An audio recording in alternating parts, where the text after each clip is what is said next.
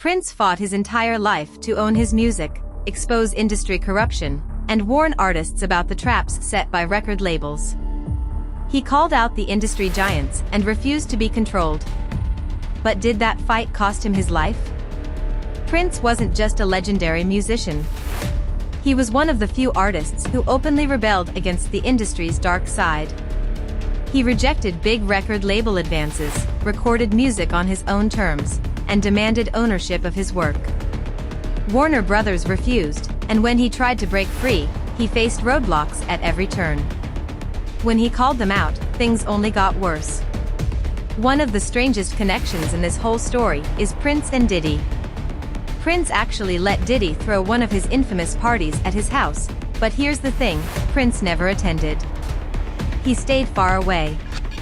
Why? Because insiders say Prince wanted nothing to do with Diddy's freak-offs. And there's more. Guests weren't allowed to bring their own security into these parties. What was really happening behind those doors? And did Prince know something that made him completely distance himself? Prince was always ahead of the game. He knew the music industry was built on controlling artists and draining them dry. He called out the way labels made money off artists while leaving them with nothing. He famously wrote the word slave on his face to make it clear he was trapped in a system designed to use him. But it didn't stop there. He changed his name to a symbol so Warner Brothers couldn't own him anymore. That wasn't a stunt. It was survival. And then there's Jay-Z. For a while, Prince thought Jay-Z was different. He put his trust in him. He even gave Tidal exclusive rights to his album. But later, Prince's estate sued Jay-Z's company for illegally streaming 15 of his albums. The lawsuit claimed that Tidal's supposed contract was fake and backdated. This wasn't just about streaming. This was about control. It was the same game Prince had been fighting against his whole life. And if Jay-Z was really part of that system, what did that mean for Prince? Then Prince dies under mysterious circumstances. He was known for being extremely health-conscious. Vegan.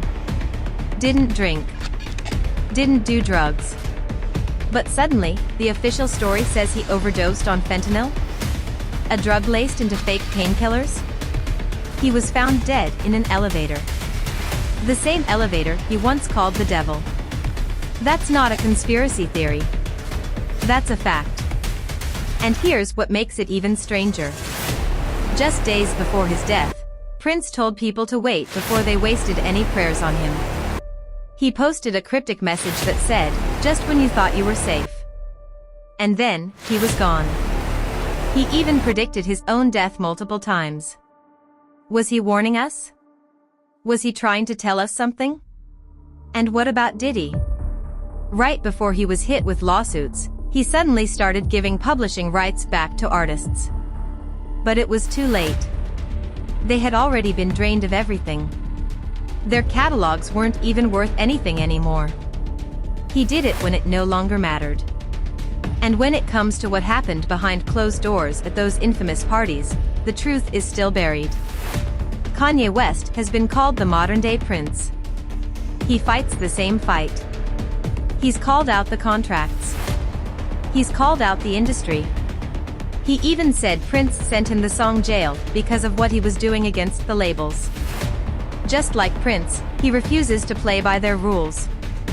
And just like Prince, he's been targeted, shut down, and called crazy for speaking out. Look at the pattern. Artists who challenge the system always end up paying the price.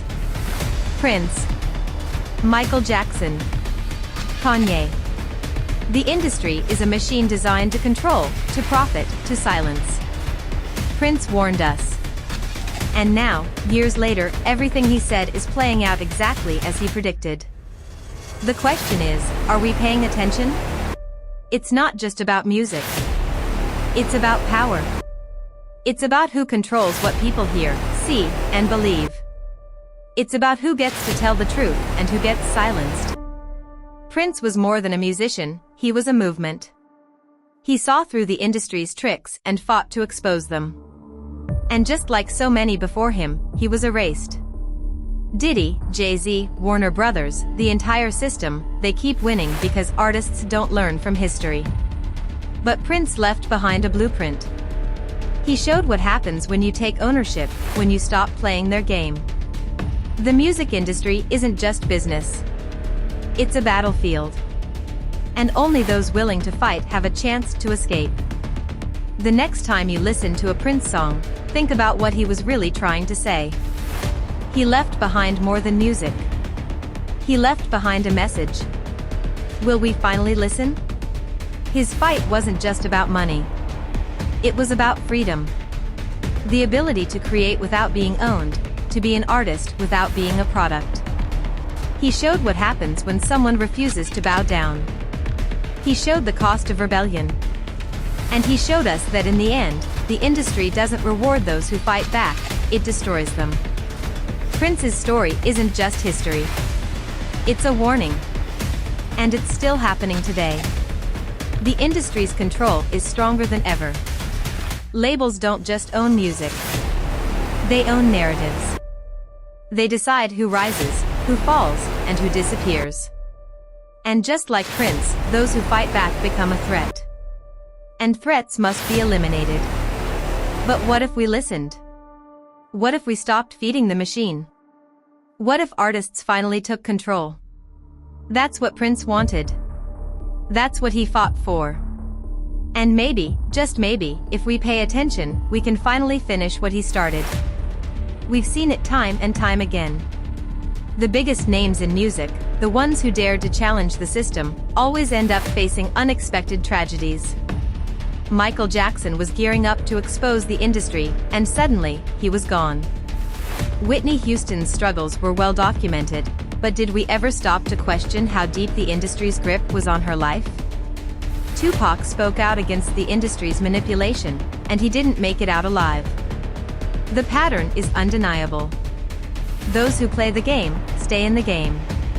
Those who resist, disappear. The industry is not just about entertainment, it's about control. It's about silencing voices that refuse to conform. Prince saw through the illusion, and they couldn't allow that. This is bigger than music. It's a system designed to keep power in the hands of the few while the artists, the creators, the ones with real talent, are left with nothing. Prince fought against that. He knew that ownership was the only way to break free. He wanted artists to wake up, to take control, to build something that couldn't be stolen from them. The real question is, will anyone have the courage to continue his fight? Or will we keep falling for the same tricks, the same distractions, the same system that has been running the show for decades? Prince left us the answers. The only question is, are we ready to listen?